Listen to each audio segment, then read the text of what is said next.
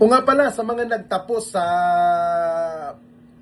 UCC nung nakaraang linggo po, congratulations po sa inyo. Alam niyo po, deserve niyo po yan kasi kayo po ay nagsumikap. Nagsumikap, nagtiyaga, at higit sa lahat, nakinig kayo sa mga mabubuting payo ng inyong mga magulang. Alam niyo, una, pasalamatan niyo ang Diyos na lumika. Pangalawa, ang inyong mga magulang. At higit sa lahat, pasalamatan niyo rin ang inyong punong bayan na si Mayor Along Malapitan. Dahil sa kanila, ginampanan po ng lungsod ng Caloocan ang kanilang tungkulin para maibigay ang maayos na edukasyon sa mga batang kangkalo. Alam nyo, hindi nyo mararating ang isang magandang bukas kung kayo ay hindi marunong tumingin sa inyong mga pinanggalingan. Lagi nyong tandaan, magpasalamat kayo sa mga taong nakatulong sa inyo. At ngayon, kayo ay ganap nang nakapagtapos.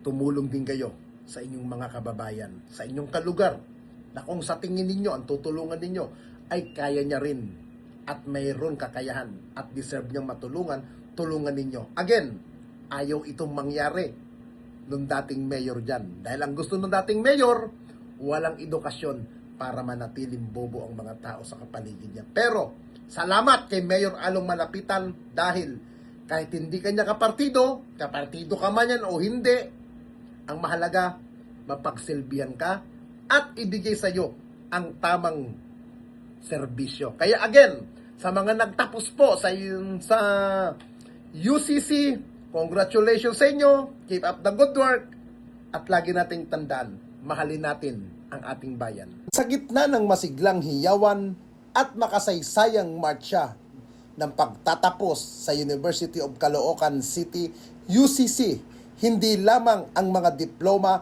ang nagniningning, kundi ang mga malinaw na bisyon ng pamahalaang lungsod para sa batang kangkalo. Ang personal na pagdalo ni Mayor Dali Gonzalo Along Malapitan sa graduation rates ay hindi lamang isang formalidad. Ito ay isang malakas na pahayag ng kanyang administrasyon na ang edukasyon ang nananatiling prioridad at pinapapahalagahan pamana para sa mga batang kangkalo. Sa kanyang mensahe, binigyan din ni Mayor Along na ang tagumpay ng bawat mag-aaral ay hindi bunga ng iisang tao lamang.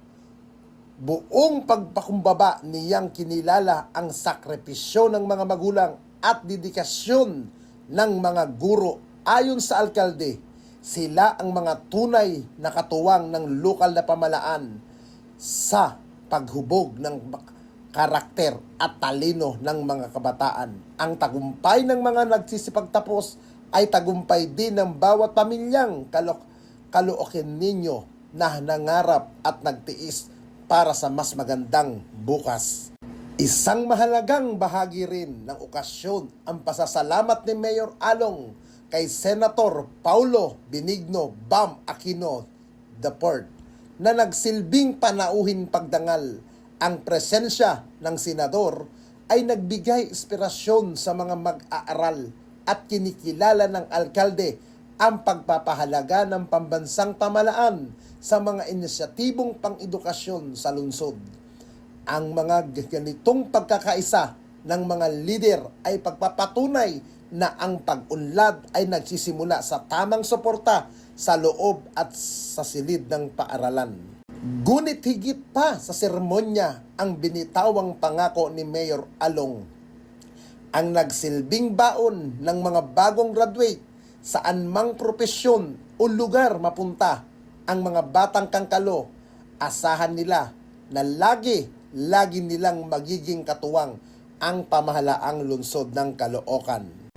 Ang pahayag na ito ay isang katiyakan na ang suporta ng lungsod ay hindi natatapos sa loob ng UCC mula sa libreng matrikula hanggang sa mga job fair at livelihood programs.